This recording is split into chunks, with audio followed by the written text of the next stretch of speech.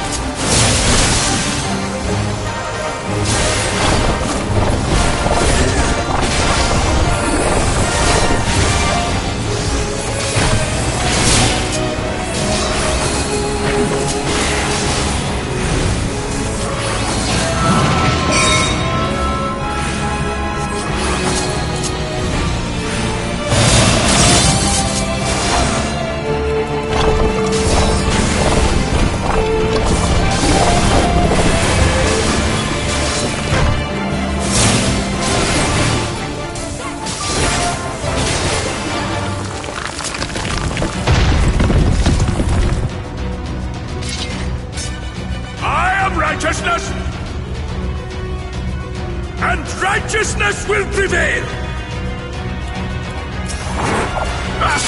Can't you do anything by yourself?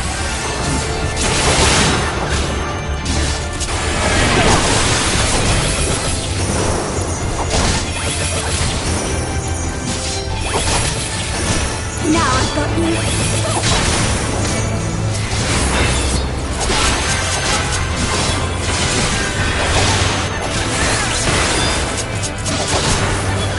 You underestimate me!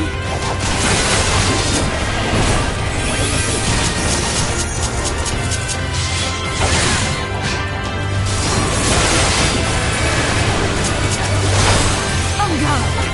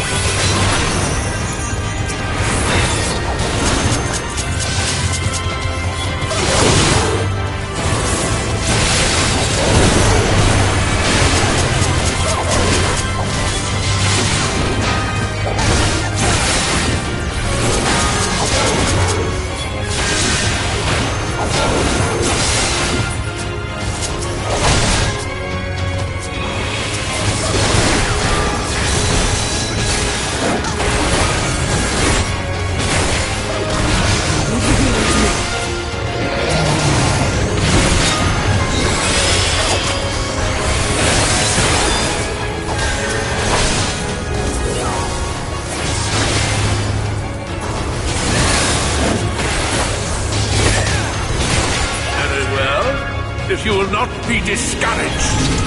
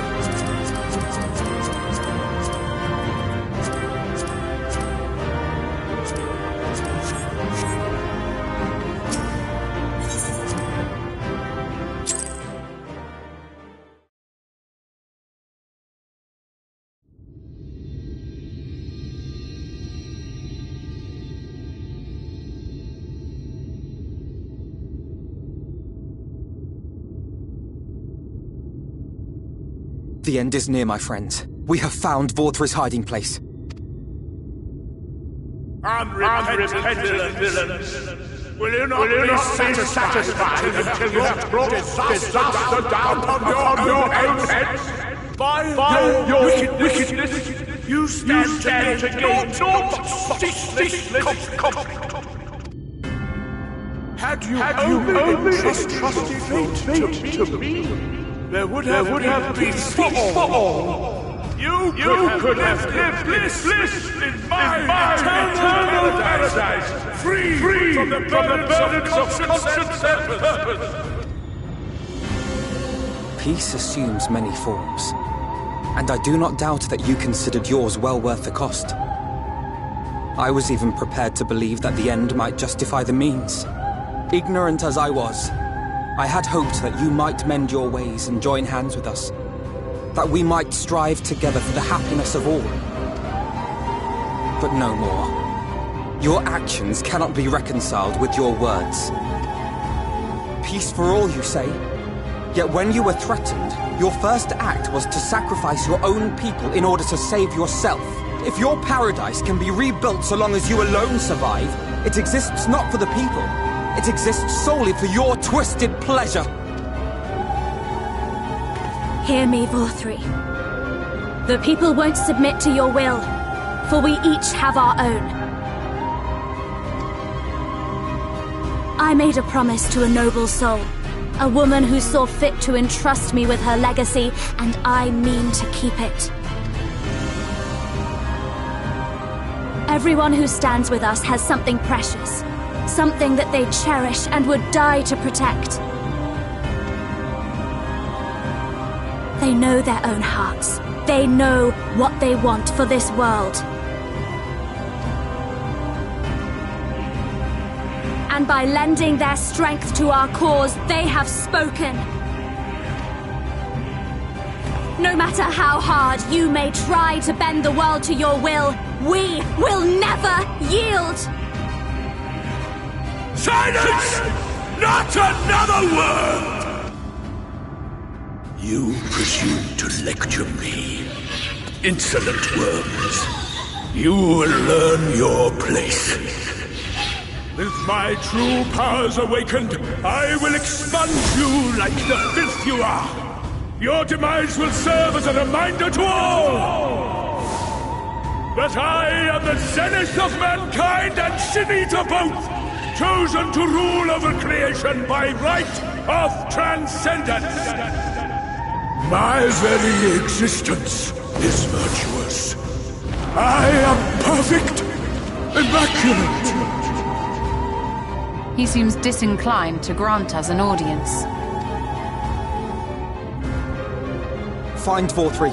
We will hold the Eaters here. Come! Let's finish this!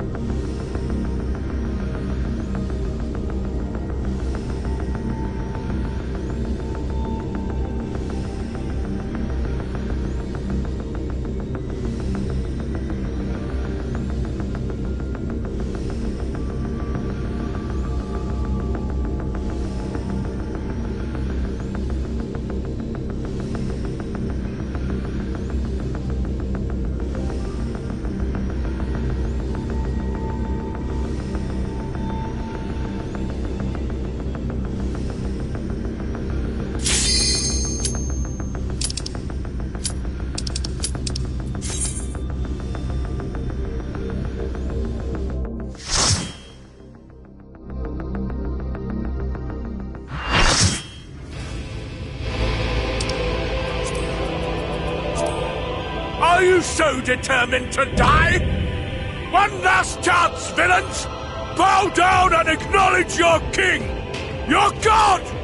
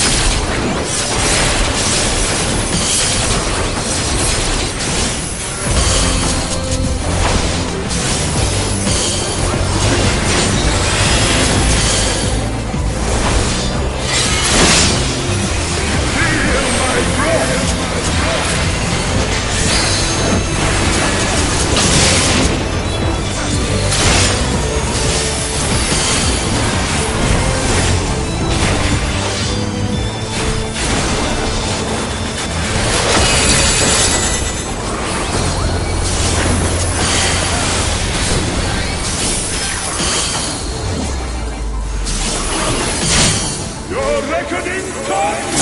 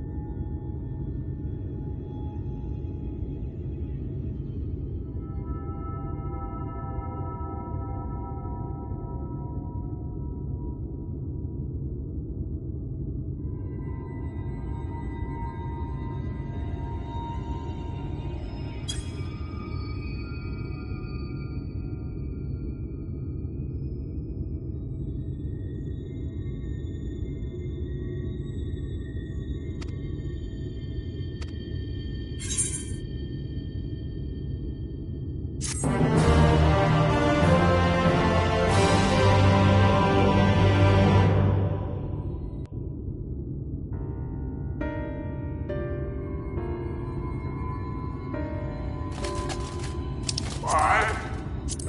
am I cast down? But it is you who are the villains. Father told me that I am hope. I am righteousness. That I am a god. That is why I was born, as man and sin eater both. I kept the people safe. They respected me. Worshipped me. How can this be? I should be the one looking down at you.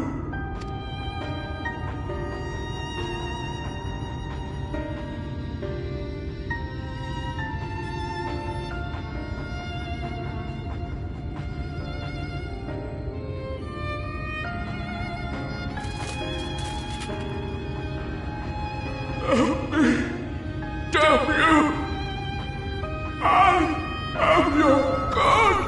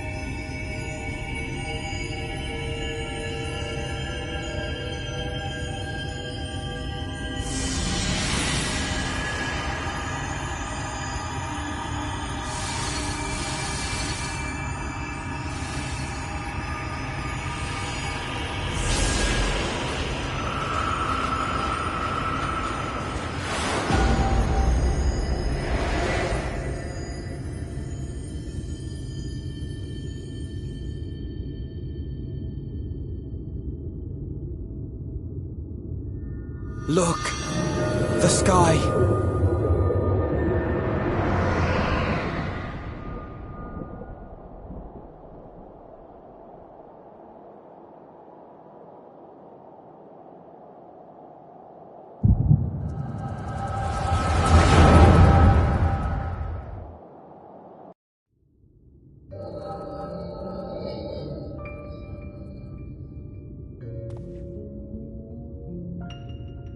Fools! Were it not for my decisive action, the whole city would have been overrun, razed to the ground. Yet they dare to complain about casualties? Spare me. I'll wager they were put up to it by those wretches who seek to usurp me. They're stirring up the citizenry. But if they think I will yield to the likes of them, they are gravely mistaken. To be subjected to such deplorable treatment, such ingratitude. You have my sympathies, sir. You do so much good for this city, and you could do so much more were you not surrounded by fools.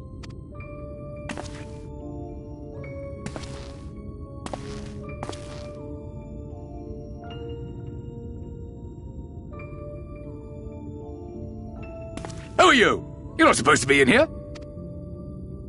My apologies for the intrusion, but I come bearing a proposal, one that will ensure the longevity of your reign.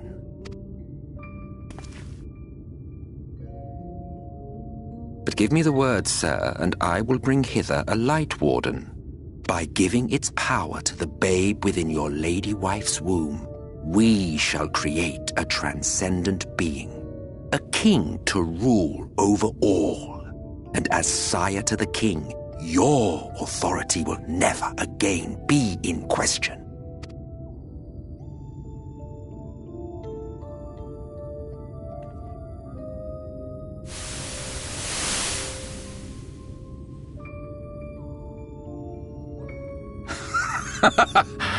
Amazing.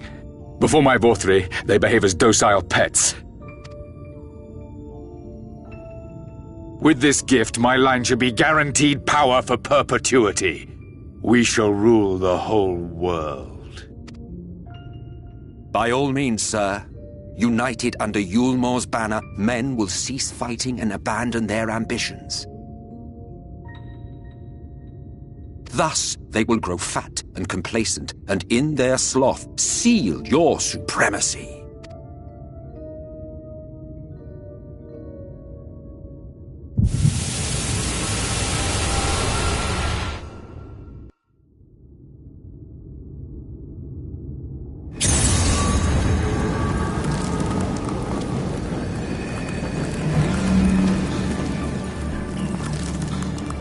Are you all right? Say something!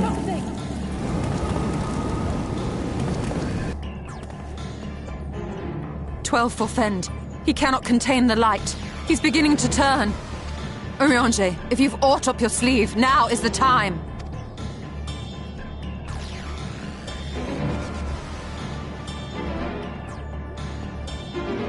It's changing back.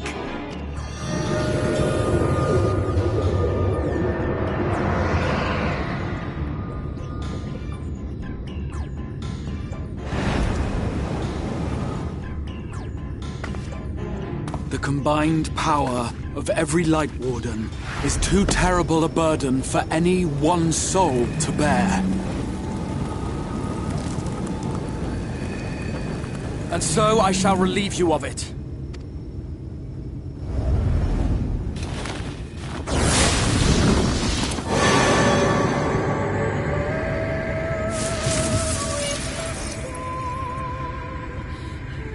Exarch!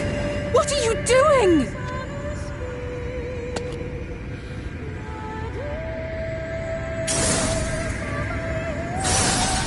I will channel this profusion of power to the Crystal Tower and use it to travel to other worlds. As I have dreamed of doing ever since I first learned of their existence.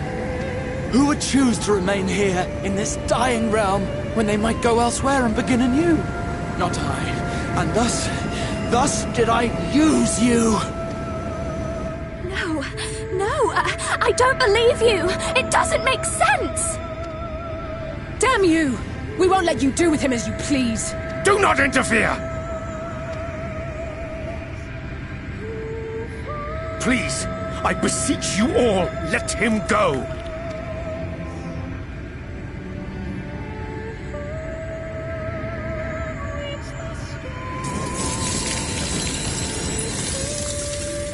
You knew of this, Urianger.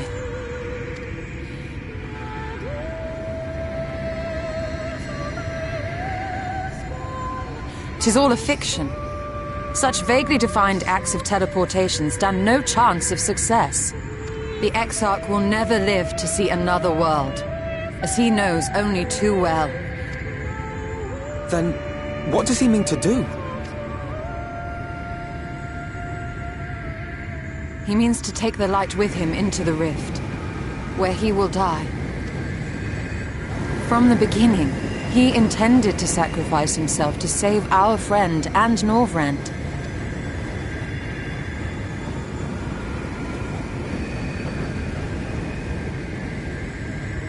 At journey's end, an opportunistic thief makes off with the hero's prize. A paltry way to end a chapter, I concede. Yet your tale will continue, and my role in it will scarcely be remembered.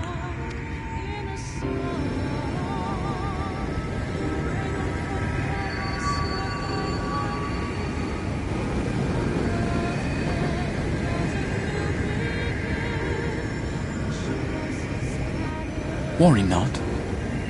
Whatever should become of me, I will be happy and free, safe in the knowledge that I have played my part.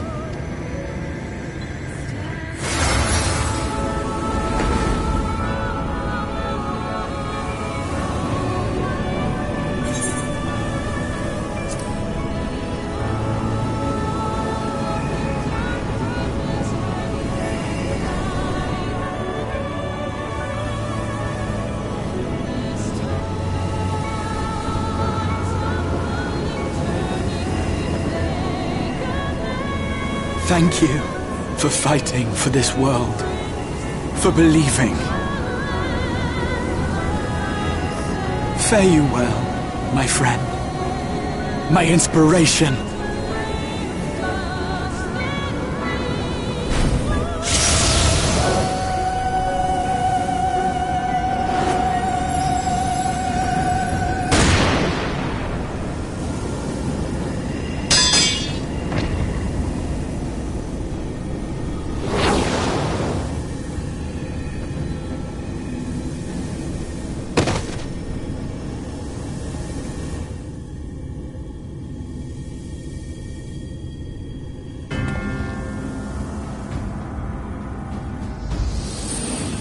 Only those who possess the royal eye of the Allagan Imperial line are capable of controlling the Crystal Tower. Such individuals do not exist in the First. Therefore, in all likelihood, the Exarch arrived here with the tower. This much I had surmised, yet I could not discern his grand scheme. To think that he went through all this trouble for the sake of a single hero. It's almost admirable in its absurdity. Alas, it is not your grand scheme that will succeed, but ours.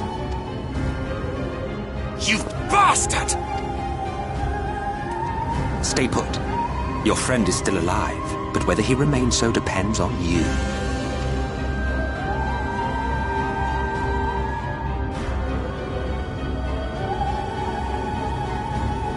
What a disappointment you turned out to be. I placed my faith in you, let myself believe that you could contain the light.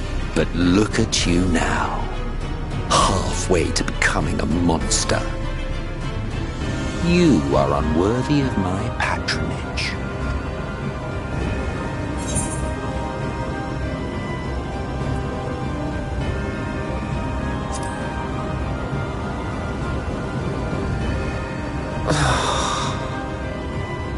I am an Ascian. My heart's sole desire is to usher in the great rejoining. 100 years ago, I entrusted my comrade Logriff with the task of increasing light's sway over this world. This we sought to do by manipulating heroes. When that failed to achieve the desired result, I created Vaulthry. Thanks to your meddling, that too has ended in failure. What was your true purpose in approaching us?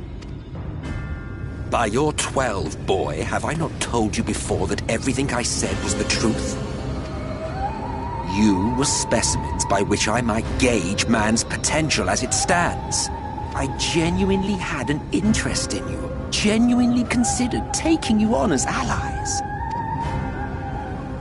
Provided he could contain and control the light. If not, then he, and by extension you, would be of no use to me. 'Twas as simple as that. So, we've been found wanting. How disheartening. But even had we fulfilled your conditions, there was no guarantee that we would cooperate. What then? Then I simply kill you all. At the very least, it would restore the world to the way it was before you went about trouncing light wardens willy-nilly. Suffice it to say, it would be most inconvenient to have all that light taken away. And I would be lying if I were to claim his actions didn't have me worried.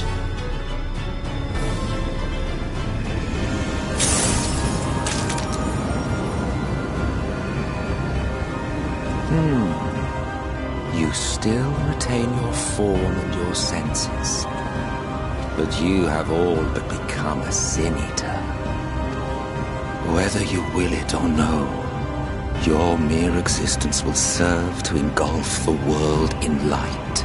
Those in your company will likewise turn into sin-eaters, and in time you will succumb to your base instincts and hunt innocents to feast on their sweet, sweet ether. Those few with the will left to fight may rise up against you, But before your absolute might, they will quickly know despair. There is no hope. We are finished. Mankind is finished. Ah, the irony. What Vaulthry achieved through bliss, you achieved through despair. But I have overstayed my welcome. I shall look forward to seeing you bring the world to its knees, hero.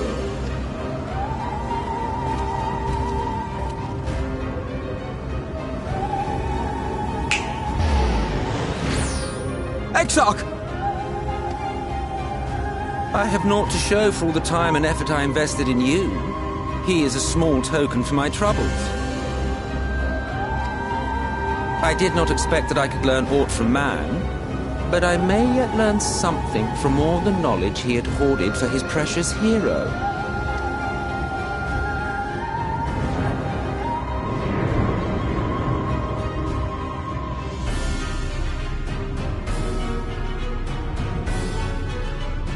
I pity you, I do.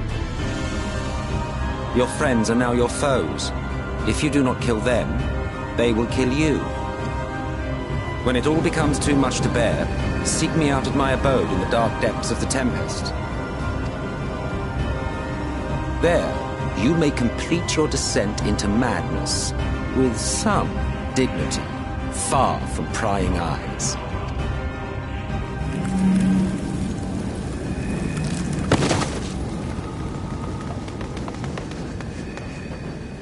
Till then, I bid you farewell, Eater.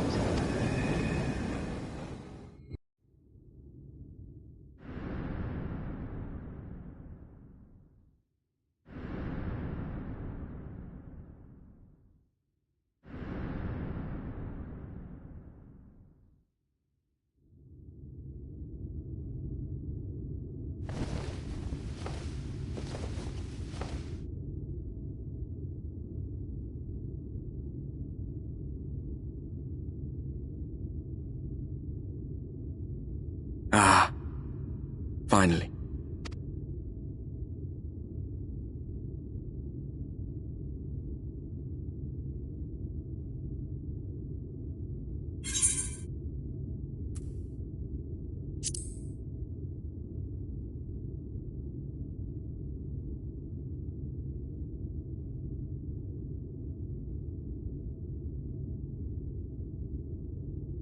After you collapsed, Emmet's self vanished.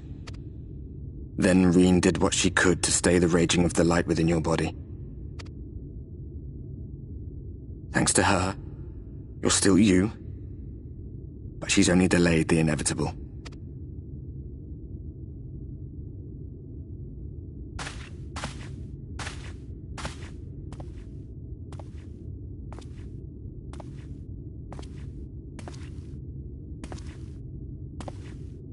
You're not going to like what you see, but you still need to see it.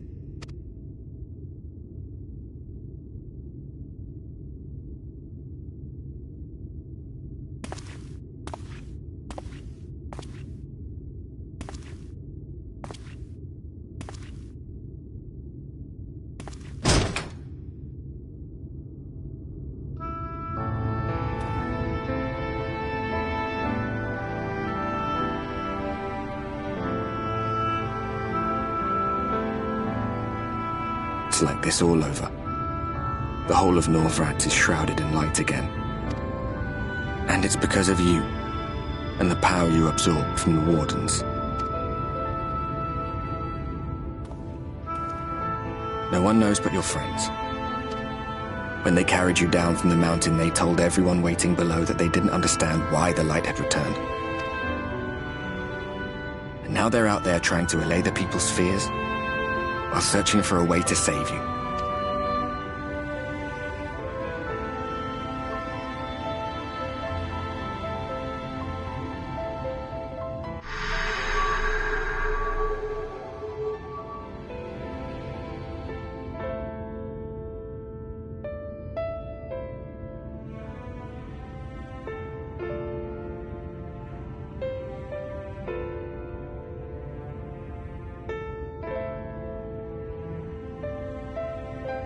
If you're well enough to be up, you're well enough to get some fresh air.